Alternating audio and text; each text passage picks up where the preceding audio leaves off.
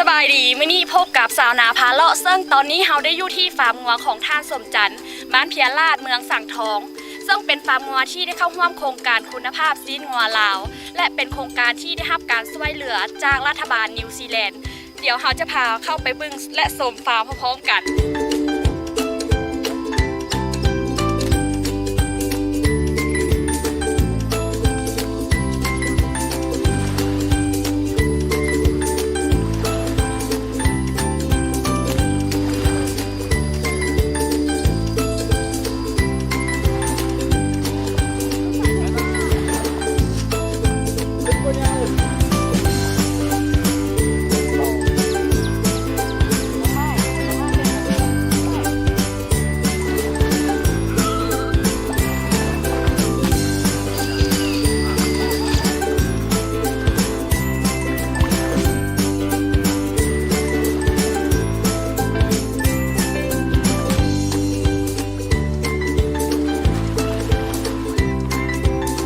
และตอนนี้เฮาก็ได้อยู่กับท่านสมจันทร์ซึ่งเป็นเจ้าของฟาร์มสบายดีสบายดี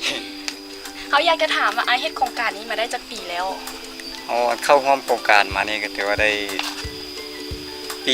ปีหนึ่งแล้วเนาะเริ่มเดือน6ปี2018ถือมาฮอดปัจจุบันนี้ก็ถือว่าได้11-12เดือนเริ่มกันก่อนที่จะเข้าร่วมโครงการและหลังโครงการมีความแตกต่างกันแนวใดผ่านมาเนาะเฮาเลี้ยงถือว่าบ่ทันได้เข้าโครงการก็ถือว่าเลี้ยงแบบธรรมชาติเนาะก็บ่ฮู้ว่ามันรายรับรายจ่ายมันส่ำใดนะมาบัดนี้เฮาเข้าโครงการครับถือว่าเฮาเลี้ยงเป็นสุดเป็นเอางัวเข้าขุนเป็นสุดเฮาถือว่ามันจะฮู้จักอันรายรับรายจ่ายของเฮาแต่ละปีแล้วก็ทุ่งหญ้าเฮาก็มีการทางโครงการเพิ่นนั้นให้บทเรียนเฮาเกี่ยวกับการจัดการทุ่งหญ้าถือว่างัวเฮามีหญ้ากินตลอดนะก็คือผ่านมาที่ผ่านมาเฮาก็ถือว่าได้ทอมงัวชุดนึงแล้วเนาะได้ขายอยู่7ตัวเนาะได้จำนวน24ล้านกว่ากีบที่ผ่านมาถือว่าได้ชุดเดียวที่เริ่มทอมปีต่อไปนี้ถือว่าเฮาก็สิพยายามเลี้ยงให้ได้3ชุดถือว่า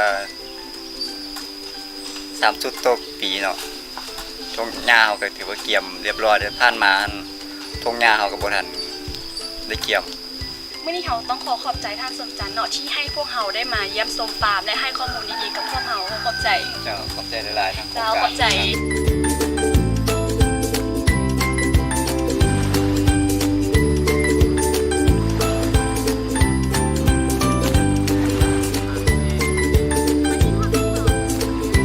แจ้งพวกเลยเนาะและตอนนี้เขาก็ได้มาอยู่ที่หนองปลาของไอโอทองเนาะตอนนี้เขาเพิ่นกำลังจะจับปลาถ้าบึงเด้อปลาตัวแบบใหญ่ๆ